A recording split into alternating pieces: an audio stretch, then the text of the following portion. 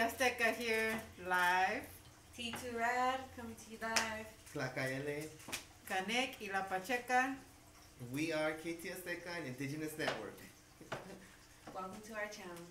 So we wanted to start off to give thanks to those who have been participating in our Danza Azteca practices every Monday night at Corazon Counseling. We had a big group yesterday, and shout out to the group in Ontario, Shioteo, who came to visit us, and also to invite us to the Mexica New Year ceremony, which will be in Baldwin Park on Saturday, March 16th, starting at 10 a.m. Everyone's welcome, either as a dancer or as a community member, to come, check out how a ceremony is run. Anything else to add? Yeah, we had a good time yesterday. A bunch of kids running around, amazing energy. You should all come out and try it out one of these days. Yeah, the energy was just flowing around, as people arrived. The energy just kept on going. It's really beautiful. You guys should come check us out. And remember, you don't have to have any experience at all, or even if you do have some experience, there's always room to grow. In danza, we're always learning. It doesn't even matter how many years you've been doing danza, there's always something new that you'll learn. Yeah, you're always learning in danza. You don't just stay in one place, you grow. You learn what you want to learn. And that's as long as you come with an open heart. But that's just like an indigenous mindset. That's how we are. We just grow. And bring the kids. We love to see the kids. So building a danza family since 2000. Wait, when did we Mommy, start? did you go in? 2013. Since 2013. Cool. So, all right, let's check it out. Last time we were talking about the Tatuani at Chimipopoca. Now we're gonna be talking about Iskoa. History lesson. Yay!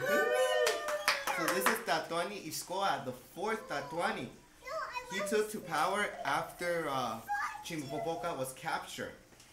And the reason we know his name is because see that little serpent on the side? That's his name, Itzcoa, which translates to obsidian serpent. And this, and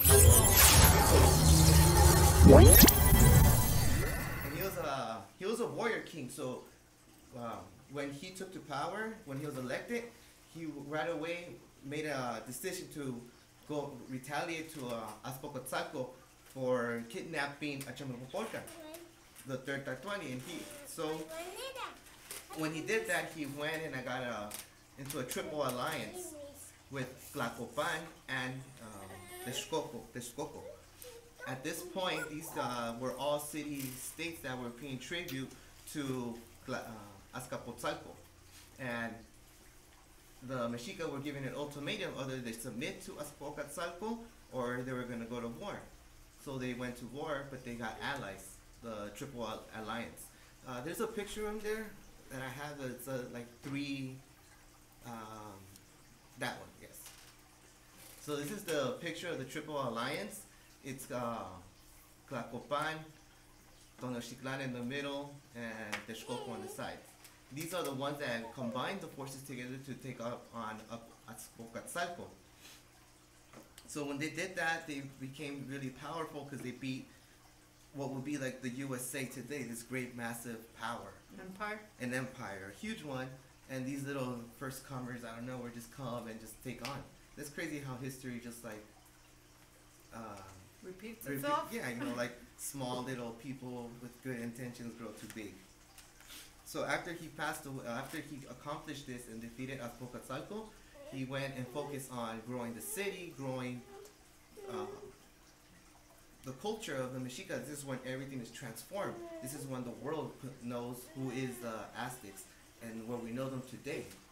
And after he passed away, it was an 80-day funeral procession to honor Iskoa, the fourth Tatuani that just was took its people from a small little island that was paying taxes, too much taxes, to becoming the dominant city. It's crazy. And it hasn't happened until the conquest. which Western civilization took apart, right? Oh, it did. Mm-hmm. You want to say something about Western civilization? Well, I think the effects we're still living in today, right? Yeah. The brainwashing of who is superior to other people. I think even in the wars that are the U.S. wars that are occurring right now is that power of like Western civilization knows more than indigenous civilizations. Right. Yeah, they do. And see, this is a picture of the priests right here. They were baptizing our Native Americans. This is like, there's a statement in the Códice Florense that priests baptize up to 4,000 Mexica in one day, or 8,000. And what's interesting is these mass baptisms and and ceremonies like these still occur today. I mean, I remember I had a confirmation. It was like 100 kids, and well, the only memory I have of it is that I threw up. Right. So that's a sign. But it goes back to they know better. Like they're, saving the Indian, right? Yeah, like if we were doing something wrong. And well, to them we are, because if you're not following a religion, then you are doing something wrong. Yeah. Can I say something? Go for it. Stop asking us to dance for your virgin, because we don't serve her, right? Well, I don't serve her. Is Well, that- sometimes. So, Well, because of the interpretation of what the virgin means, right? Because some people see her as the idea of Tonantzin. But we'll get more into that As the day approaches, we'll break down all the misconceptions, everything you guys want to know about, all what happened between Catholicism and Native American, how they've merged together, and what was the outcome. How come we are who we are? Confused, are we Catholic? Is there God? Is there not? What is energies? All this stuff. We'll break it down, all the misconceptions. Right, because then there's that fusion of it. Because I remember a dancer who does dance inside churches, and to her belief is that this is decolonizing, because dancers were never meant to be in there. So I think it just goes either way, or it could be like, no, I don't even want to step foot in those places. Or some of us, step in there because out of respect of other people's beliefs, and just like how we will want to be respected of people who are from other beliefs when they step into our ceremonies. Yeah, and it's hard at the same time with like family members, because we all come from well, at least I know we do, come from strong Catholic roots. So when they ask us like, what are you guys doing? And they don't understand what we're doing, we explain as best as we can, but they still think we're doing some form of devil worshipping, which we don't know. It's not true, there's no devil out there unless you believe it. Cucuy. Right, because the chupacabra? yeah, the chupacabra. Oh, I think that was more of a 90s thing. Mhm. But there's probably some truth to that. But the effects that's still out there of how the Catholic Church, not even just the Catholic, just religion has a strong power over people, and it changes history to its liking. Whatever they say, it's history. It's what it is. Instead of letting everyone else express their history. Right. That the stronghold is Western civilization is right, and everything that Western civilization does is what everyone should move forward with. Because even in the aspect of what the beauty standards of what is beauty, you see billboards everywhere of light-skinned, very thin women, and that's the beauty standards for Western civilization. Whereas many of us will never be able to fit those standards. Or even, say breastfeeding, that's seen as unnatural. I think I just saw a clip of Fox News where they were saying that that's just something that, a fad that just happened in the last 10 years, that it's not natural. So even that type of brainwashing continues, and that's all affecting the psyche of people who have been colonized. Yeah, and it's just it's a cycle, which and it doesn't need to stop, but it needs to evolve to something more understanding for these times too. Yeah, and I think it is evolving because even with the mujer from the movie Roma, Yalitza Aparicio, who's breaking into the image of this is a beauty standard of Mexico, but even there in Mexico, if people are still trying to bring that down, that the look of an indigenous woman is not beautiful. And also with the clothing wear, right? Yeah. With the clothing that we wear, it has always been seen as even savage-like. But now, in more recent times, it's becoming more of a fad, and even corporations are getting in on it and taking over actual prints of Native people's traditional wear and are selling it for like hundreds of dollars. Like you were mentioning Tom's. Yeah, Tom's is selling huaraches, people, like you can get from like Tijuana or even your native town in Mexico. Your local swap meets. Or your local swap meets, and they're selling them for outrageous prices. Like they start from $89 to $139, I believe, or more.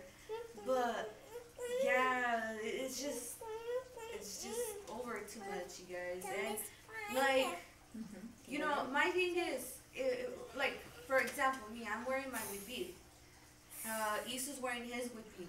If you're not down to wear your huipil outside of Cinco de Mayo and Dia de los Muertos, then why bother wearing it? And like, it's our indigenous identity. It's our identity. Like, you shouldn't see it as a costume. It's just not. It's actually pretty offensive to the indigenous community.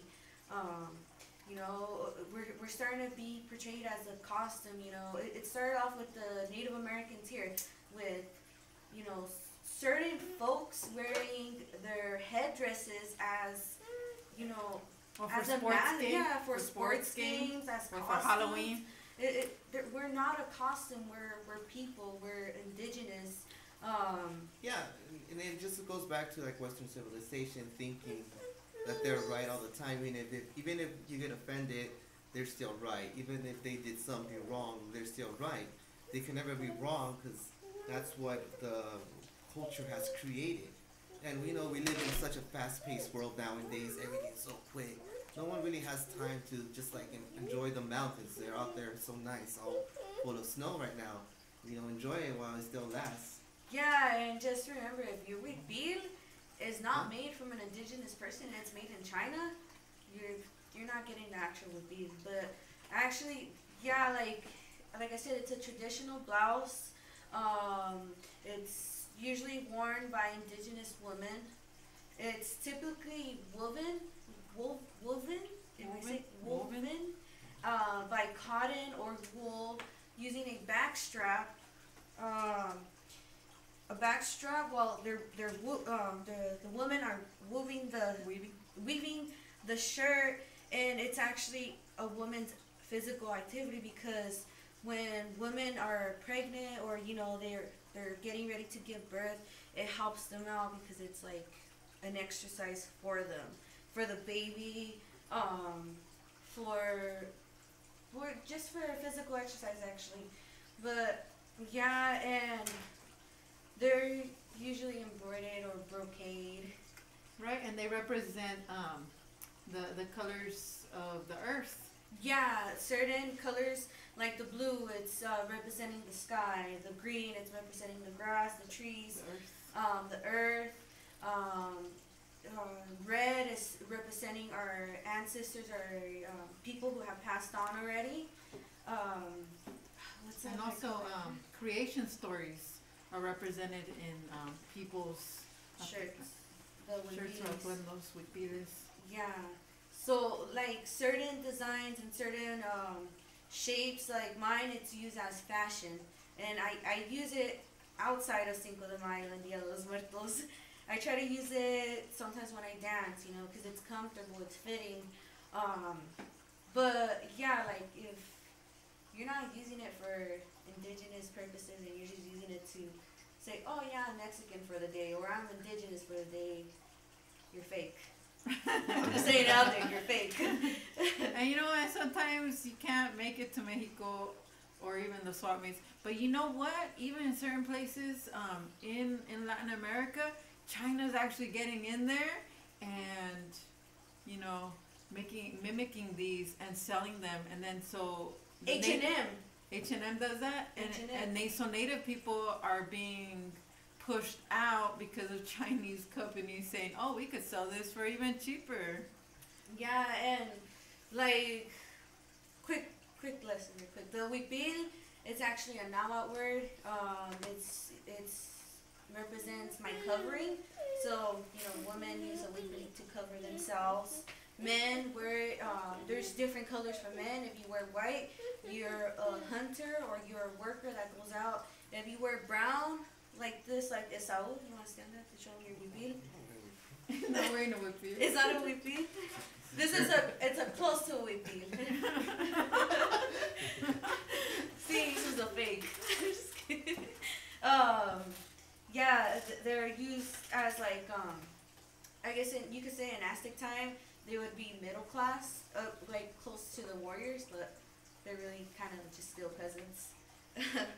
But yeah, that's what I've learned and what I know about my huipil. Cool. So if you want to support or you want to wear this type of wear, I would recommend going through fair trade, researching who you're buying from, because I think I even see this type of clothing like Walmart and Target. So you never know, there might be sweatshops making these clothes. They're just, you know, reprinted, hundreds of them, you know, and the people who make them make very, you know, barely to survive living wages. So you want to research where you're getting it from. Sometimes, well, I would recommend the swap meet, but you could even, if you look into Black and Red Co-op in Los Angeles, that's a good place to look into. And also our good friend Savi Awate, who also sells huipilis and traditional wear from Guatemala. Those are good recommendations. Otherwise, you know, do your own research. Yeah. I remember I asked my mom when she went to Mexico, hey, cómprame algo una blusa de Mexico. Buy me something from Mexico. And she comes back and I look at the back and it says made in India, and I told her this isn't Mexican. And to her it's like, oh well, it was pretty. Also, and she assumed that it was from Mexico. Also, guys, make sure you do your research on your huipil, where it comes from. You know, the Guatemalans, Mayans, El Salvador, Honduras, Mexico, and Belize. Use huipilis, and just they have different meanings behind it. Like the Guatemalan tradition, they have, if you wear a popo in your head, you're a cook. If you wear a certain type of not a T-shape, but a different, like a U-neck, you're using it as a fashion. If you're wearing a faja like me, you're a woman of strength, or you're a worker. It just depends on what you buy. So make sure you do your research before you buy it. And you know what? What's interesting is also, like, you know, wearing a dress is very important in, you know, traditional culture. It's like actually shows strength. So unlike here in Western civilization, that in my opinion, women try to mimic strength or equality to what men wear, which is pants. But in reality, in our culture, men didn't even wear pants. I know, and they're so constraining. I think it's a process that you have to decolonize to understand that pants doesn't necessarily mean you're liberated, or that you're free, or that you're equal to, you know, the other gender. You could be as equal wearing skirts and it would be. You just gotta show it and embrace it, your strength, your bossiness, you know, boss woman. So, Just another thing too, just a quick add-on that, Western civilization kind of demonizes too for wearing our clothes because they try to say like, oh, you're an Indian. It's like, well, what does that mean? That doesn't, there's Indian in India. I'm just gonna say it. Practically, if you're brown and not white and you're wearing our traditional clothes, you're a savage. That's Western civilization for you, right? Kind of sums it up. But yeah, you guys, I don't know if you want to input something else about Western civilization. There's so much to There's say. so much. There is. You cannot fit it all in one Get your conversation. kids with beads. Show them to not be afraid of their indigenous identity. Show them, braid their hair. It's cute. Do the little popo on their hair. They're little cooks. But yeah, just make sure you get your kid involved and you educate them on clothing. Not only with beads, also fajas, clothes, shoes. Don't let them buy Tom's shoes, because honestly, none of that profit goes to the children of Mexico. Who knows where that money goes? Because we don't know. We don't even know for sure if it goes to Mexico, right? To help the orphanage of the orphanages. And just to finish it off, Western civilization has imposed on the world a Gregorian calendar, and that's what we all live in. But we have our Mexican New Year coming up, and I encourage everybody to go out to any Mexican New Year, go experience it. We'll be putting up more information as the days approach about where it's going to be a ceremony, where can you find one, and how to go into it. Support your vendors. Right? Yeah. Fight gentrification. Yeah. They know the real deal. Get you a feed for them and they'll tell you the whole background story of it. How it got there, how it was made. But yeah, if you guys want to know more about what we do, how we dance, everything else, just come and visit us, like Corazon Counseling. Every Monday, if you're in Riverside, around the city surroundings, Riverside, Morona Valley, Corona, San Bernardino, Colton, any of those, even as far as you want to come from, it's all cool. Come and join us every Monday, 6:30 to 8:30 p.m. and have some fun. Yeah, come join us, dance, bring your kids, bring your grandma, bring everybody. Remember, just come prepared to sweat.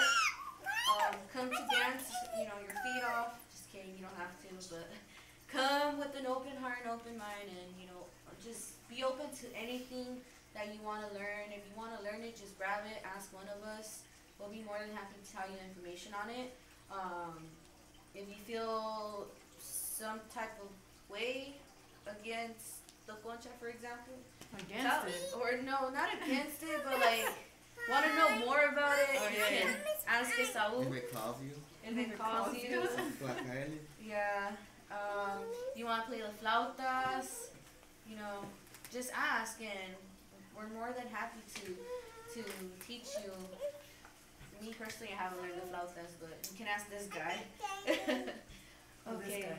This guy, he's better. Yeah, that guy. He knows too much about it. He has his own little flauta he plays when we do the 4-direction opening. So cute. Okay, so this video was brought to you by Fried Red Hut. So we're there at Tyler Mall every Sundays from 8:30 to 1 p.m. Make sure to go get the yummy bison and the strawberry, our seasonal fruit bought from our local vendors, our local farmers actually. And we also have, everything. Sauce on the side. Sauce on the side. Vegan options. Yes, we support veganism. Veganism. Well, you don't We're have not- to be vegan to eat vegan. If you're just a foodie, just go try our food. We're not like Fox News. We bring you the real deal. The real deal. No fake news. No fake news. So make Take sure you care. check us out at Fried Red Hut Diles buenas every noches. Sunday at Tyler Mall. Look us up on Instagram look up Firebird Hut on Instagram under Firebird Hut. Also follow KT Azteka so that you can get more updates and information on Mexica New Year, information on anything else we're doing. So hit us up. We'll hit you back up. Buenas noches. Bye bye. Good night. Thank you for tuning in. Buenas noches. Look, a colorful visual. Cousin.